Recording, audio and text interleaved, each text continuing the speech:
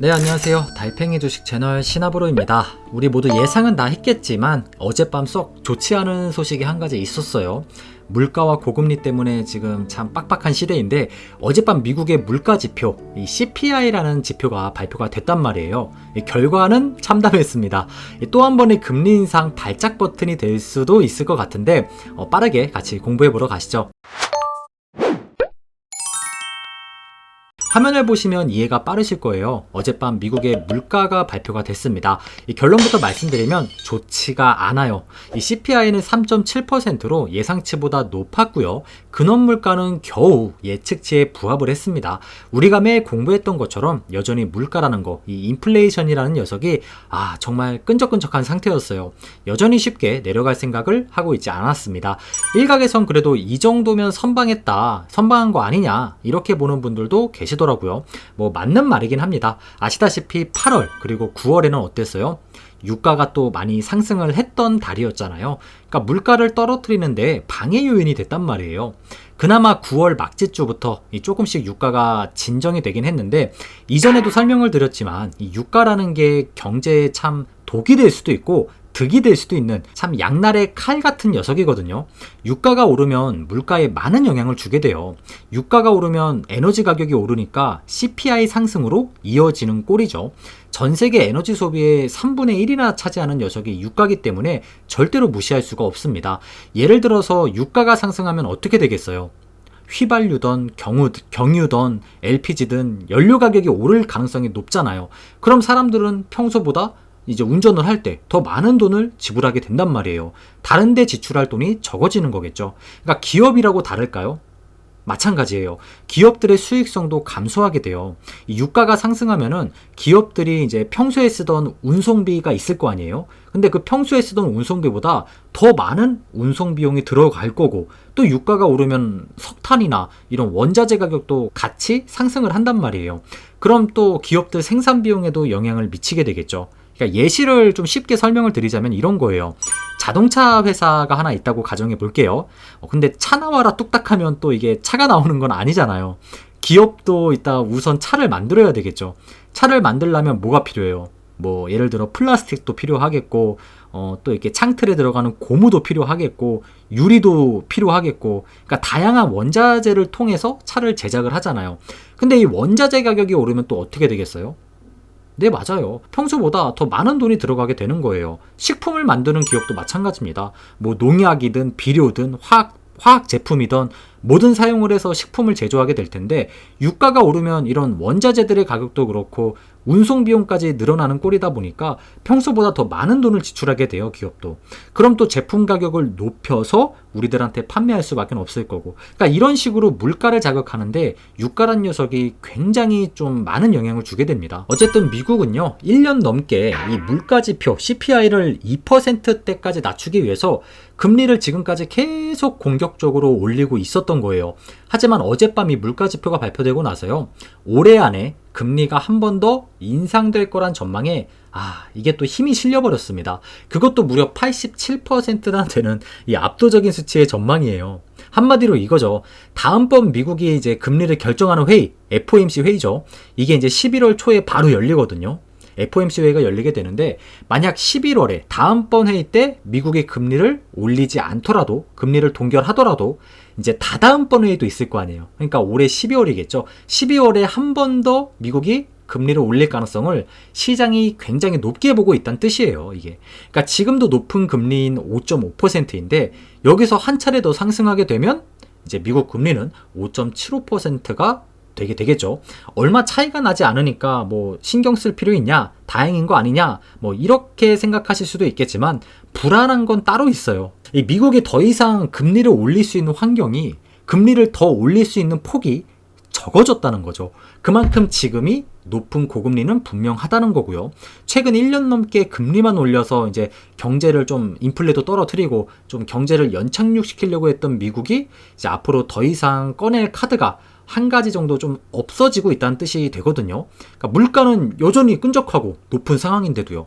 그래서 최근 1년 동안의 시장과 앞으로의 시장은요, 이 조금 이게 맞추는 포커스가 조금 시각이 달라질 수도 있을 것 같아요. 그렇게 우리도 따라서 바라보는 게 더 현명할 수도 있을 것 같거든요. 예를 들면은 최근 1년간 시장의 화두가 뭐였어요? 금리가 도대체 언제까지 올라갈지, 어디까지 올라갈지, 또 다음 해일 땐 베이비 스텝일지, 빅 스텝일지, 자이언트 스텝일지. 그러니까 최근 1년간 시장을 보면은 포커스는 죄다 이제 이런 쪽에 맞춰지고, 그에 따라 시장이 상승을 하든 하락을 하든 이제 실망과 기대를 계속 반복하면서 그렇게 움직였었잖아요. 그런데 이제부터는요, 시장의 포커스, 이 시각 자체가 조금 달라질 것 같아요. 몇 가지 금리 인상이 된다, 뭐 더 이상 이런 쪽에 포커스를 맞추는 게 아니라, 시장이 이제부턴 높아봤자 5.75%, 안 높아져도 5.5%겠지 뭐. 근데 이 고금리가 이제 도대체 언제까지 이어질까? 이번 첫 금리 인하는 어느 시점에 나오게 될까? 이제 인상에서 인하 쪽으로, 그리고 이제 유지 기간 이런 쪽으로 시장의 포커스가 조금씩 이제 변화가 되지 않을까, 이렇게 좀 제 개인적으로는 이렇게 생각을 하고 있습니다. 물론 제가 틀릴 수도 있겠지만 지금 현 상황에서 제가 드는 제 주관적인 생각은 이렇다는 거를 오늘 영상을 통해서 말씀을 드리고 싶었습니다. 그리고 요즘 또 쪽지나 메일로 특히 더 국장 아시아 증시가 너무 안 좋다고, 왜 이렇게 또 지지부진한 건지 좀 궁금하다고 이제 문의를 주시는 분들이 많더라고요. 마침 오늘만 보더라도 우리나라 시장 또 어때요? 죄다 파란불이죠. 이유는 멀리 있지 않다고 봅니다. 요즘 국채금리 어떤가요? 보시면 미국 10년물의 10년치 차트를 보시더라도 이미 최고점을 갱신 중이죠. 국채 수익률도 계속 상승세를 보이고 있단 말이에요. 특히 어제 미국의 이제 물가지표 CPI가 발표되고 나서 채권 수익률이 또 상승을 했거든요. 일반적으로 국채 수익률이 높아지는 구간에서는요, 지금처럼 이 주식시장에는 보통 악재로 작용이 됩니다. 일단 미국 금리가 더 오를 가능성이 높아진다는 뜻이니까요. 그럼 기업의 자금 조달 비용은 어떻게 되겠어요? 당연히 증가하겠죠. 비싸지는 건데, 돈을 빌리는 게. 그럼 기업의 투자나 소비도 같이 위축될 가능성이 높아지는 거고요. 특히 미국이 기침한번만 하면 이제 아시아 증시들은 어떤가요? 폐렴까지 걸려버리잖아요. 아시아 증시들은. 특히 더 맥을 못 추는 편이었어요. 과거부터 해가지고. 그리고 이제 미국 10년물이 오르면요, 달러가 또 강세를 보일 가능성이 덩달아 높아지거든요. 실제로 최근 달러만 보시더라도 이전보다 더 강세를 띠는 경향이 딱 보이실 거예요. 미국 달러가 강해지면 이제 아시아 국가들의 통화는 보통 약세를 보이잖아요, 반대로. 그래서 아시아 시장들은요, 전반적으로 이제 약세를 보일 가능성이 좀 높아지는 구간이라고 보시면 될 것 같아요. 또 국채 수익률이 높은데 굳이 주식을 막 이런 식으로 많은 사람들이 평소보다 이제 주식에 대한 매력을 좀 잘 느끼지 못할 수도 있을 거고요. 그러니까 전반적인 투자 시장 자체가 위축될 수밖에 없다는 거죠. 무엇보다 국채 수익률이 높아지고 있다는 건요, 경기 침체 우려감도 같이 높아지고 있다는 의미잖아요. 물론 국채 수익률이 높다고 해서 반드시 시장이 뭐 하락하는 건 아닙니다. 또 일반적으로 그렇다는 걸 지금 설명을 드리고 있는 거예요. 아마 연준도 이 부분 때문에 참 고심이 많을 겁니다. 물가나 국채 수익률만 보면 금리를 올리긴 해야 되는데, 그렇다고 또 금리를 막 올려버리면 경기 침체 우려 또 높아지고, 이 기업들은 또 가격을 인상하겠고, 그럼 또 인플레이션 우려감이 쳇바퀴 마냥 계속 돌 게 뻔하고, 그러니까 금융시장에 많은 악영향을 줄 수 있으니까 정말 이러지도 못하고 저러지도 못하고 정말 고심이 많을 겁니다. 국채 때문에 금리를 계속 올려버리면 결국 자기들이 주장했던 경제의 연착륙과는 더 거리가 멀어지는 그런 좀 딜레마에 빠질 수 있을 테니까요. 그래서 저도 요즘 여러 연준위원들의 기사는요, 의견이 나와 있는 기사는 빠짐없이 체크해 놓고 있습니다. 그런데 이제 제가 느낀 게 연준위원들조차 의견이 너무 분분하다는 거예요. 제가 봤을 땐 국채 수익률이 급등하는 이유를 이 연준조차도 정확히 콕 찝어내지 못하고 있는 것 같은 그런 느낌이 들거든요. 국채 수익률 급등 때문에 전반적인 금융 환경이 더 긴축이 되고 있는 이유를 정확히 캐치해내고 있지 못하다는 거죠. 그냥 일단 지표들은 어차피 매달 계속 나올 거니까 일단 기다려보자, 일단 지켜보자, 그리고 이제 시시각각 유연하게 결정하자, 금리를.